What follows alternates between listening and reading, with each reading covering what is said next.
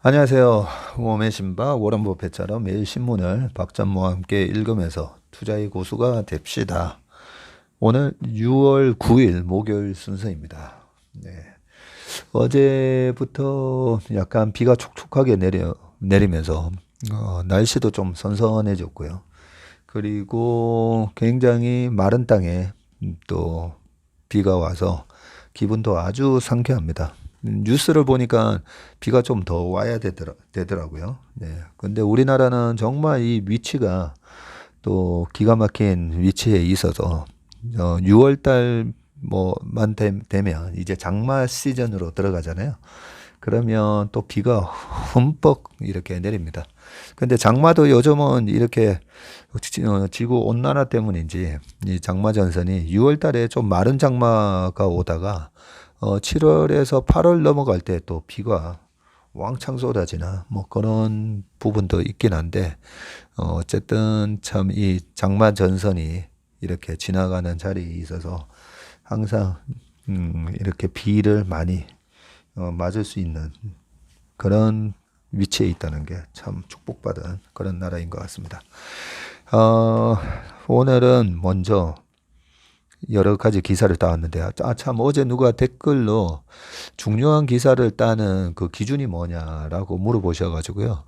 저 같은 경우는 우리가 이제 웜의 신박이 신문을 보면서 투자의 고수가 됩시다 잖아요. 그래서 투자의 고수가 되려면 아무래도 이 세상의 변화가 또 기업에 미치는 영향, 그런 걸 이제 잡아내려고 하고요. 그래서, 어, 이런 소비 패턴의 변화가 있네? 제일 제가 중요시하는 거는 소비 패턴의 변화입니다. 그리고 이 소비 패턴을 강제적으로 이렇게 정부의 정책 때문에 바뀌는 경우가 있어요. 그 중에 하나가 이제 중국 정부의 사드 보복에 대한 그런 정책. 그런 게 그 중국 그 인민들이 한국의 화장품부터 시작해가지고 많은 한류 문화를 참 차단을 시켜버렸잖아요. 그런 이 중요한 소비 패턴에 억지로 이렇게 영향을 미치는 그런 정부 정책도 좀 중요하게 보는 편이고요. 예, 그렇게 하고 일반적으로 이제 뭐 정치 뉴스 그리고 국제적으로도 뭐 정치 관련된 뉴스는 그냥 다 뺍니다. 그 웬만하면 이제 좀 중요한 뉴스를 많이 보기 위해서 그렇고요. 그렇게 또 이제 산업 트렌드 있잖아요. 산업의 트렌드. 이게 소비가 공급자 단에서 소비를 만드는 게 있고요. 그 소비자 단에서 니즈가 생겨서 만들어지는 소비가 있습니다. 그 공급자 단에서 만들어내는 소비가 보면 이제 스마트폰, 그리고 전기차, 자율주행 이런 것들은 다 기술 혁신을 통해서 새로운 수요를 이렇게 끄집어내는 거잖아요. 그런 차원의 소비가 있고, 그리고 경기 사이클이라든지 여러 가지 그런 경기 사이클의 경기가 이제 좋으면 아무래도 근로자들이 돈을 많이 벌고 실업률이 낮아지고 그러면 전체적으로 이제 소비가 늘어나는 그런 품목들도 있잖아요, 보면. 그런 경기 사이클의 인 경우에도 소비가 어떤 영향에 영향을 받아서 그런 소비 사이클이 나타났다 없어졌다 뭐 그런 부분도 있고, 그게 또 과점화되어 있는 시장과 완전히 이렇게 진입 장벽이 낮아가지고 레드 오션화되어 있는 그런 시장에 있어서도 좀 소비 패턴의 변화가 좀 다르긴 한데, 일단 그 뭐 제일 중요하게 보는 거는 신문 기사를 읽으면서 그런 새로운 수요를 창출하는 어떤 획기적인 기술적인 어, 변화를 가져오는 기업들. 부터 해가지고 오늘 기사에 보면 이제 베트남에서 이렇게 달달한 맛 산뜻한 매장 K푸드가 베트남 꽉 잡았다 뭐 이런 것도 있거든요. 이런 거는 어떻게 보면 그 획기적인 어떤 제품의 혁신보다는 제가 그 한류 드라마나 이런 엔터테인먼트 우리 BTS라든지 그리고 영화 이런 게 히트를 치면 오히려 반사 이익을 음식료, 한국의 이런 K푸드가 또 영향을 받거든요. 그게 이제 기술적 혁신하고는 상관없는 또 소비 패턴의 변화가 되기도 합니다. 그런 차원에서 이제 신문 기사를 따옵니다. 네, 참고하시고요. 첫 번째 기사는 이 소비 패턴하고 상관없는데, 우리 송혜 선생님이 어제 돌아가셨잖아요. 땡7일 만든 시대에 딩동댕 그가 있었다라고 하면서 한국일보 기사입니다. 그리고 옆에 이제 송혜 선생님 사진하고 연보가 쭉 나오는데, 1927년도에 황해도 연백에서 7남매 중 막내로 출생을 하셔가지고, 49년도에 황해 해주음악 전문학교에서 성악을 공부하셨네요. 성악을 공부하셔서 되게 목소리가 좋으시잖아요. 그리고 51년 한국전쟁 당시에 홀로 월남을 하셨다고 합니다. 그리고 방송을 시작하신 게 1964년도에 동화방송 라디오의 20곡으로 코미디언으로 데뷔하셨습니다. 그리고 73년도에 MBC 싱글벙글 쇼의 초대 MC셨네요. 싱글벙글 쇼 하면서 시작했었던 그 MBC의 초대 MC를 하셨고요. 그리고 TBC 동양방송 라디오의 가로수를 누비며 진행을 하셨습니다. 그리고 뭐 최근에는 우리가 제일 잘 알고 있는 게 이제 전국 노래자랑이잖아요. 1988년도에 KBS 1TV 전국 노래자랑 MC로 시작하셨으니까 도대체 몇 년을 하셨습니까? 34년 정도를 하셨네요. 네. 그리고 향년 95세로 어제 돌아가셨습니다. 기사를 좀 읽어보겠습니다. 격동의 현대사상 증인이고 한국전쟁 때 황해도서 피라는 청년인데 실향 상처 뒤에 20대 아들을 잃은 고통도 있었다고 하네요. 서민의 삶을 위로하고 용기를 북돋우면서 전국 노래자랑 진행, 국민적 인기라고 되어 있습니다. 그 본명이 송복희라고 합니다. 복자 희자 쓰시고요.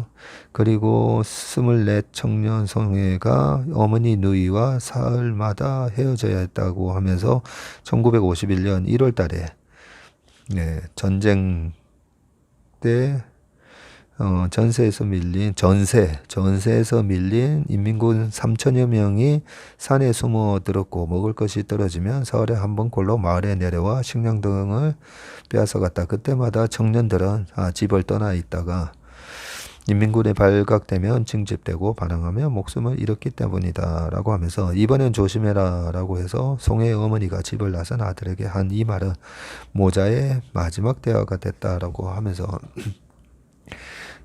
유엔의 화물선을 타고 사흘간 홀로 부산으로 내려가셨었네요. 송혜가 송복희에서 바다 해자를 붙여 이름을 바꾼 것도 그때 이름을 바꾸셨다고 합니다. 네. 많은 기사가 나왔을 거니까요. 한번 참고를 하시고, 저는 우리가 투자의 고수가 됩시다라고 했는데 제가 투자의 본질에도 써놨지만, 그러면 투자의 고수가 돼서 돈 벌고 나서 뭘 할 건데 라는 부분에 대한 우리가 그 저하상을 가지고 이제 투자를 해야 된다라고 하지 않습니까? 송혜 선생님이 이렇게 돌아가셨는데 송혜 선생님이 얼마나 재산을 많이 모았는지 그런 거 궁금하지는 않잖아요. 그죠? 많은 전국을 누비시면서 또 성혜 선생님 전국을 누비시면서 전국 노래자랑으로 그 가수 임영웅 씨도 전국 노래자랑 출신이고요. 송가인 씨도 전국 노래자랑 출신이에요. 수많은 사람들의 어떤 꿈을 실현하기 위한 그런 좀 성장사다리의 역할이 또 전국 노래자랑이 좀 해준 것도 있고, 여러 가지 좋은 일을 많이 했죠. 이 전국 노래자랑에. 근데 송혜 선생님이 아니고 다른 사람이 진행했었더라면 이렇게 또 했을 수 있을까? 뭐 그런 생각이 들잖아요. 그죠? 그런 거 보면 참 우리 많은 국민들한테 일요일이었습니까? 토요일 12시만 되면 전국 노래자랑 하면서 나와서 많은 기쁨을 주셨고, 저 역시도 송혜 선생님 보면서 야, 저렇게 나이 들어서도 열심히 매주 내가 뭔가 해야 할 일이 있고 그 일이 많은 사람들한테 즐거움을 주는 그런 일을 하셨잖아요. 저렇게 저도 살아야 되겠다. 그런 마음을 먹게 해주신 분도 송혜 선생님에게 오늘 그 기사를 따왔습니다.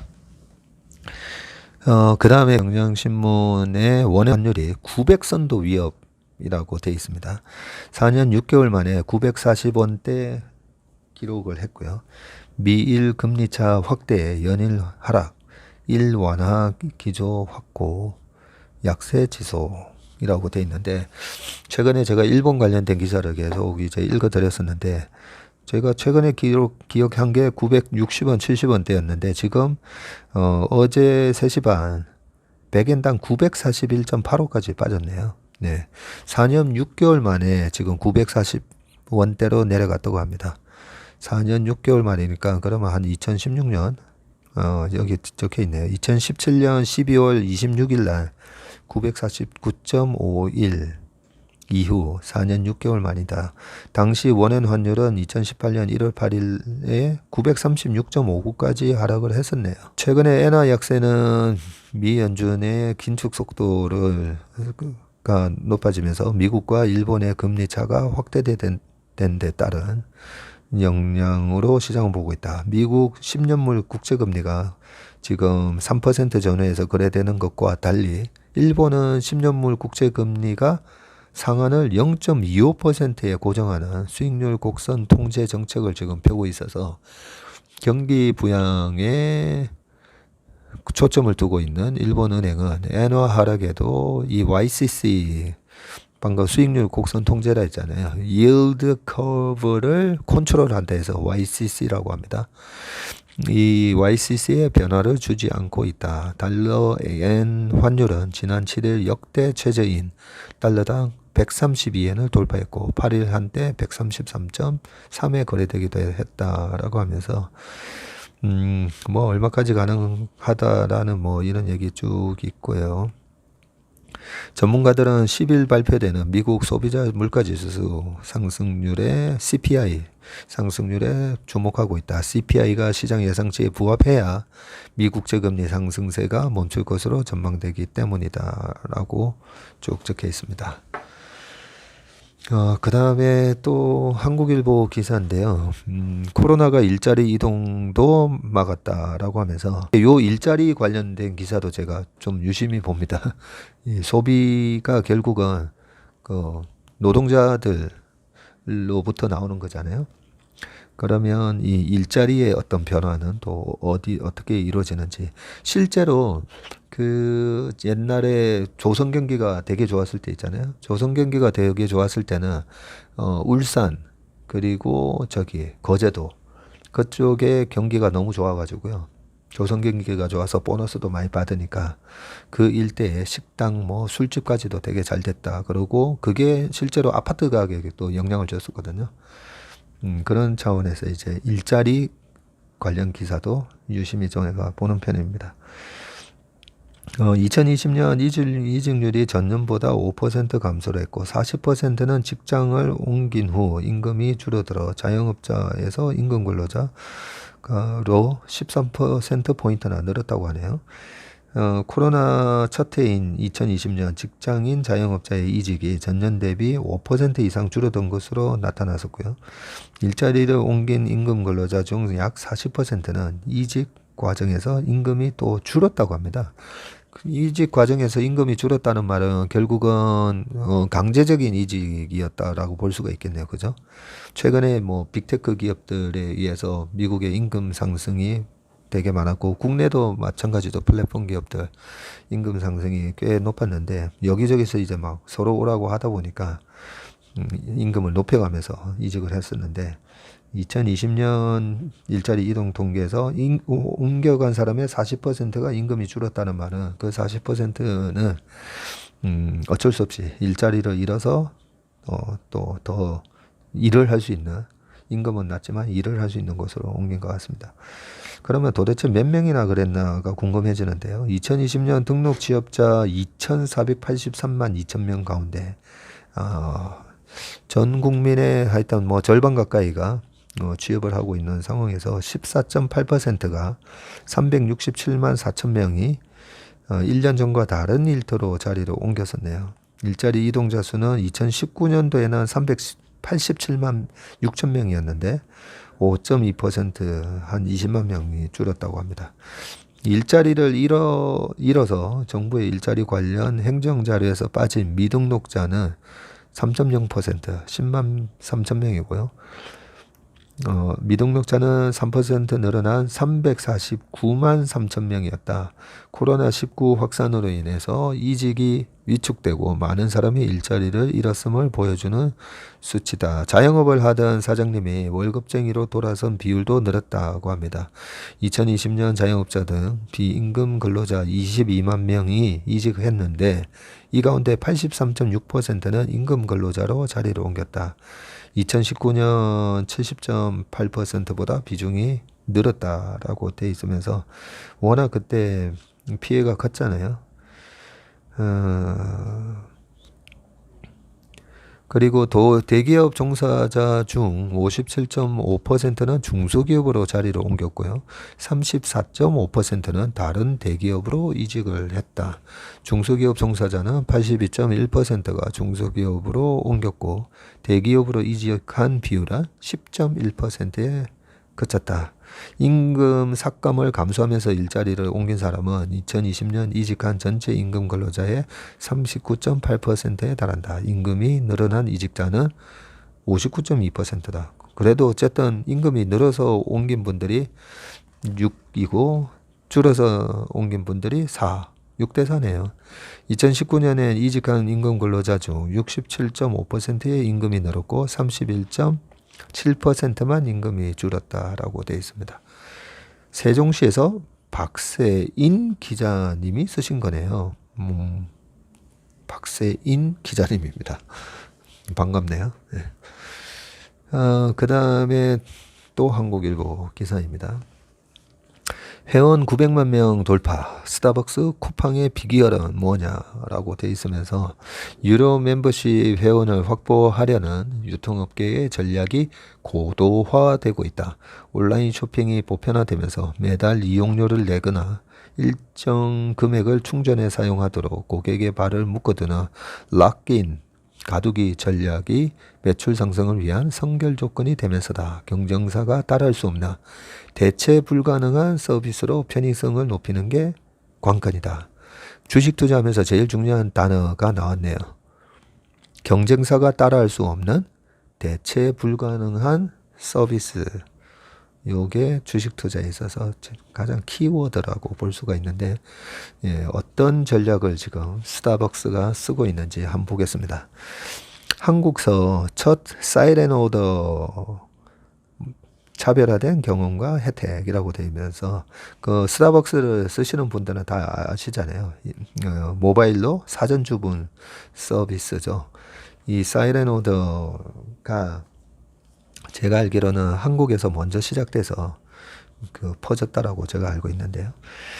국민 6명 가운데 1명은 스타벅스 코리아의 단골 고객의 이름을 올린 것으로 나타났다. 우와, 국민 6명 가운데 1명이네요. 그 나머지 5명이 저입니다. 스타벅스를 저는 이제 뭐 커피 맛이 뭐가 좋고 안 좋은지 잘 몰라가지고 그냥 저희 회사 1층에 2,600원짜리 그런 커피도 좋아하고요. 스타벅스 코리아는 자체 멤버십 프로그램인 스타벅스 리워드의 회원수가 지난달 900만 명을 돌파했다고 8일 밝혔다. 스타벅스 리워드는 선불식 충전 카드인 스타벅스 카드 이용객을 대상으로 다양한 혜택을 제공하는 로열티 프로그램이다. 2011년 9월 국내 서비스를 시작해서 10년 9개월 만에 가입자 수가 900만 명을 돌파했는데 30초마다 한 명이 회원 가입한 셈이라고 하고요. 전체 회원의 누적별 리워드 포인트 개수는 약 13억 2천만 개, 회원 전용 생일 쿠폰 등 각종 무료 음료 혜택은 1억 3,800만 장을 잔을 기록했다고 전했다. 애초 구매력이 높은 304대 40세대 여성 회원이 많았으나 점차 가입 연령대도 젊어지고 있다. 최근 1년간 연령대별로 신규 회원 가입 비중은 20대 이하가 38%로 가장 높았네요. 이어 40대가 24%, 30대가 23%, 50대 이상이 15%를 차지했다. 역시 50대가 좀 적네요. 이처럼 공고한 마니아층을 형성할 수 있었던 비결은 리워드 회원만 누릴 수 있는 차별화된 경험 덕분이라는 게 회사 측의 분석이다. 스타벅스 코리아는 모바일 결제 시스템과 오프라인 매장 서비스를 접목한 온오프라인 결합으로 리워드 회원을 확보하고 매년 차별화된 혜택을 강화하고 고객 충성도를 높여왔다. 이 부분도 주식 투자할 때 가장 중요한 부분이죠. 매년 지금은 이렇게 차별화된 서비스를 해도 그걸 누군가는 또 따라할 거잖아요. 경쟁자들이. 계속 이렇게 저기가 저런 걸로 고객 확보를 잘 하네 하면 반드시 경쟁자들이 따라합니다. 그럼에도 불구하고 매년 차별화한 혜택을 강화하면서 고객 충성도를 높여왔는지 그게 중요한 부분인데요. 스타벅스 코리아가 2012년 자사 애플리케이션에 스타벅스 카드 서비스를 추가해서 지갑이 없어도 결제할 수 있도록 편의성을 높였고요. 이 고객 충성도를 어떻게 높이는지에 대한 키워드가 또 나옵니다. 편의성이죠. 편의성. 그리고 앱 이용객이 늘자 2014년에는 리워드 회원 대상으로 모바일 사전 주문 서비스인 사이렌오더를 시작했다. 출근 시간, 점심 시간 등 혼잡한 시간대에 리워드 회원이 미리 주문을 해놓고 커피를 바로 받아갈 수 있게끔 한 것이다. 사이렌 오더는 2015년 본사가 있는 미국으로 서비스를 역수출하기도 했다. 역시 우리나라에서 개발한 게 맞네요. 제가 예전에 인피니티에 있을 때 1층에 스타벅스가 있었는데 스타벅스를 가려면 너무 사람이 줄을 많이 서 있더라고요. 그것 때문에 불편해가지고 이용을 안 한 것도 있었는데 이렇게 리워드 회원은 사이렌 오더를 해서 줄 안 서고 가서 그 매장에 보면 커피 찾아가는데 이미 놔둬 있잖아요. 거기 가서 딱 가져오면 돼요. 그게 결국은 우리나라 사람들이 참 이렇게 빨리빨리 문화의 하나의 장점인 거죠. 어떻게 하면 좀 빠르게 줄 안 서고 이렇게 먹을 수 있을까? 그걸 사이렌 오더를 만들어 가지고 했고 그게 좋다 보니까 전 세계로 또 역수출도 되고 그렇습니다. 또 리워드 회원에게 한정판 굿즈를 주는 프로모션 이벤트에 참여할 기회를 주고 쭉 돼 있습니다. 업계 관계자는 스타벅스는 진출 초기 고급화 이미지를 각인하는 데 주력했는데 지금은 이에 대해 차별화된 경험과 즐거움을 파는 감성 마케팅으로 고객 충성도를 강화하는 추세라고 말했다. 저도 사실 일요일 날은 신문을 들고 스타벅스에 가가지고요. 한 3시간 동안 이 신문 보는 즐거움이 있습니다. 쭉 이것저것 보다가 또 모르는 거 있으면 구글링을 하든지 네이버에 들어가서 또 막 찾아보고 그러면 이제 어떤 지적 희열을 막 느끼게 되는데 그걸 이제 하기 제일 좋은 데가 확실히 스타벅스더라고요. 스타벅스에서 그렇게 조용히 이렇게 신문 읽는 거 되게 좋아하는데 처음에는 이 고급화라는 단어가 있듯이 요 부분도 사실 또 주식하는데 투자할 때 되게 중요한 단어인데요. 새로운 어떤 제품이나 기술을 가지고 저희한테도 이제 많이 찾아와서 우리 이런 회사니까 한번 투자해달라 이런 거 만났을 때 제가 중요하게 보는 부분이 이게 고급화입니다. 새로운 제품인데 기술인데 이게 다른 제품은 5,000원에 파는데 저희는 이제 3,000원에 팝니다.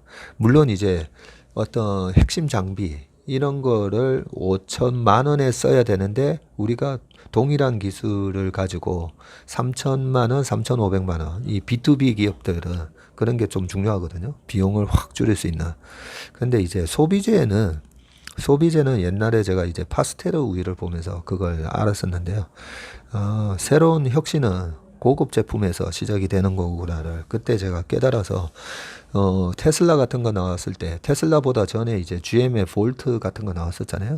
근데 저가 모델로 나오는 걸 보고 저렇게 해가지고는 안 된다. 시장 침투가 안 된다라고 생각했습니다. 뭐든지 이제 고급화된 그런 제품이 스마트폰도 마찬가지잖아요. 그죠? 피처폰 30만 원일 때 애플에서 70만 원, 80만 원으로 그렇게 해서 부자들이 이거 괜찮네 하면서 쓰기 시작하면서 그게 이제 대중화되는 그런 패턴이 많기 때문에 스타벅스도 역시 진출 초기에 고급화 이미지였다는 거죠. 그 고급화 이미지에 내가 5, 6천 원 한 끼 밥값하고 똑같은 그 스타벅스를 들고 다니면서 나는 이런 거 스타벅스 커피 마시는 사람이야. 그게 이제 10년 전에 스타벅스에 우리나라 들어왔을 때도 많은 사람들이 스타벅스를 이용했던 그런 이미지였다면 지금은 공간 스타벅스에서 이렇게 앉아서 일하기 쉽고 스타벅스 가면 항상 와이파이가 잘 터지고 스타벅스 커피도 뭐 맛있고 뭐 등등 그런 느낌을 어떻게 이제 보면 이제 여기 적혀 있듯이 고급화 이후에 차별화된 경험과 즐거움을 파는 감성 마케팅. 이 감성 마케팅이 또 핵심 키워드라고 보는데 이 모든 게 이제 잘 갖춰져 있는 회사가 스타벅스라는 생각이 듭니다. 그 다음에 일본 큰손 온다 카지노주 부활 청신호 리오프닝 하늘길 개방 모멘텀에 강원랜드 GK의 한 달간의 4에서 6% 주가가 올랐다는 거네요. 하반기에 실적 회복 속도가 붙을 듯 시총 회복 아직 상승 여력은 아마 뭐 이런 쭉 돼 있는데 주가가 얼마 올랐는지 보다도 주가는 여기 표 보시면 최근 한 달간은 6%, 3%, 4% 강원랜드랑 파라다이스 GKL이고요. 연초 이후는 16%, 10%, 17% 이렇게 올라 있습니다. 저희도 오늘 아침 회의할 때도 뭐 불황이 오니 많이 뭐 이런 거 시장 걱정하지 말고 2600 이 언저리에서는 이렇게 새로운 이런 경기 불황 속에서도 어떻든 소비는 이루어지게 돼 있으니까요. 어디서 소비가 터지는지 그런 걸 좀 더 관심 있게 공부를 하자 이런 얘기를 했었는데요. 기사 좀 보겠습니다. 카지노계의 실적 회복에 대한 기대감이 높아지면서 투자 심리도 모처럼 기저귀를 켜고 있다. 그동안 국내 카지노가 코로나19의 직격탄을 받아서 영업 적자에 시달렸지만 리오프닝과 하늘길 개방 모멘텀으로 올 하반기 실적 반등에 성공할 것이라는 분석이다라고 쭉 돼 있고요. 외국인 투자자들의 매수세도 강하다. 5월 한 달 동안에 외국인들은 강원랜드 주식을 1,010억 원을 사들였네요. 전달에는 8억 샀었는데 외국인 투자가들은 GK의 파라다이스에 대해서도 매수 우위를 기록하고 있다라고 쭉 돼 있고요. 실적이 과연 개선되는지 5월 중순부터는 사이드 베팅까지 가능해지면서 일 매출이 눈에 띄게 호전되고 있는 상황이다. 실적은 이미 개선 중이다 라고 하면서 5월 기준으로 GKL과 파라다이스의 합산 드로백 베팅 금액이 2,931억, 매출은 353억으로 전년 대비 19%에서 49% 증가했다고 합니다. 코로나19 이후 최근 27개월간의 월별 실적 밴드 중 상단이다라고 쭉 돼 있고요. 지인의 신한진검투 연구원이 카지노 산업이 개선 초기 국면에 진입했다. 카지노 방문객과 드로백의 동시 개선과 홀드율. 그 드로백이 이제 카지노에서 드로백을 배팅한 금액을 어떻게 계산하느냐. 그래서 카지노에서 이제 칩을 거기서 이제 뭐 5만 원짜리 뭐 만 원짜리로 이렇게 배팅 안 하잖아요. 칩을 바꿔야 되니까 이 카지노에서 칩을 구매한 금액이 얼마였는지 그게 이제 기록이 남기 때문에 그게 이제 드로백이라고 하고요. 그 홀드율이라고도 있는데 드로백 중에서 결국은 홀드 그 칩을 바꿔서 이제 그 갬블러가 가서 100만 원을 바꿨어요. 100만 원을 바꿨으면 이제 드로백이 100만 원이 되는 거고 100만 원에서 나중에 카지노에서 갬블하고 칩을 가져가지는 않잖아요. 돈으로 바꿔서 이제 가져가는데, 바꿨는데 이제 80만 원만 가져갔어요. 그러면 결국은 20만 원 잃었다는 거잖아요. 그래서 그 드롭백 중에서 카지노가 거둔 금액, 그게 이제 홀드율인데, 지금 이 드롭백과 홀드율 안정화로 실적 회복 기대감이 높다라고 돼 있고, 올 하반기 하늘길이 열리면서 해외 관광객의 유입이 기대되는 점도 긍정적이다라고 하면서, 카지노 업계의 큰 손인 일본 관광객들의 국내 입국이 활발해지면 수익성 개선을 꾀할 수 있을 것으로 보인다라고 하면서, 코로나19로 2년 넘게 운항을 중단했던 김포 하네다 노선도 6월 중순에 재개될 것으로 전망된다. 이 김포 하네다 노선이 중단됐었군요.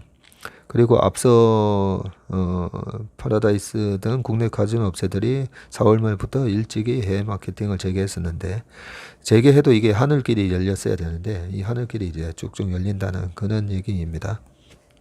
네. 참고로 하시고요. 그 다음에 마지막 이 달달한 맛 산뜻한 매장 K푸드 베트남 꽉 잡았다. 이 부분도, 이 아세안이 전체 우리나라 수출액 중에서 제일 큰 비중을 차지하는 나라는 중국이잖아요.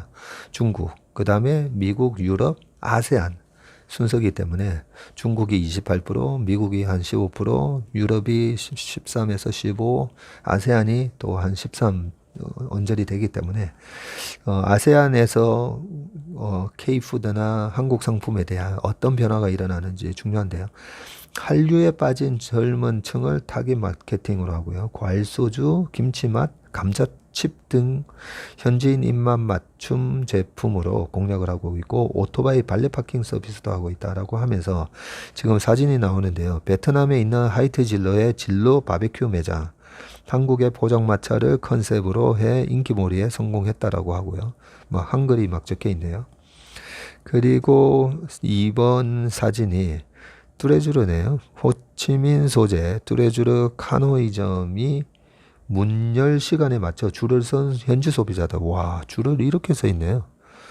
그리고 세 번째가 오리온이 베트남에서 출시한 쌀과자인 안을 사고 있는 현지 소비자의 모습으로 되어 있습니다.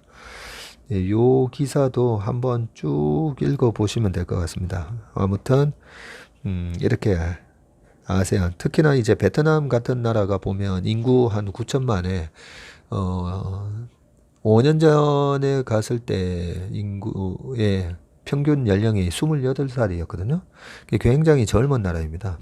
그리고 우리나라가 한국 전쟁 이후로 이제 그 소위 말해서 베이비 붐이 있었다면, 베트남 전쟁이 1965년부터 뭐 있었으니까 한 1975년에서 한 85년, 90년까지 그 베트남에 또 베이비 붐이 있었습니다. 그래서 굉장히 역동적인 나라이고, 우리나라랑 좀 비슷한 점이 많잖아요. 분단됐다가 전쟁도 하고, 또 보면 굉장히 근성이 있는 그런 국민성 때문에 베트남에 그러고 보니까 우리 박항서 감독님도 생각나네요. 그 박항서 감독님이 또 큰일 하셨죠. 예, 이렇게 9천만, 또 베트남 주변으로 보면 또 다 가난해요. 보면 바로 옆에 이제 라오스라든지 캄보디아, 그런 나라는 또 베트남에서 또 어떤 소비 붐이 부는지를 보고 그 나라들의 부자들이 또 베트남의 소비 문화를 따라하거든요. 예, 그런 측면에서 이렇게 베트남에서 우리 한국의 K푸드가 굉장히 인기를 끌고 있다라는 부분, 아주 좋은 뉴스인 것 같습니다. 이런 부분에 있어서는 또 우리나라의 엔터테인먼트 드라마, 그리고 우리 박항서 감독님한테도 감사의 인사를 드리겠습니다. 예, 오늘 좀 시간이 지났는데요.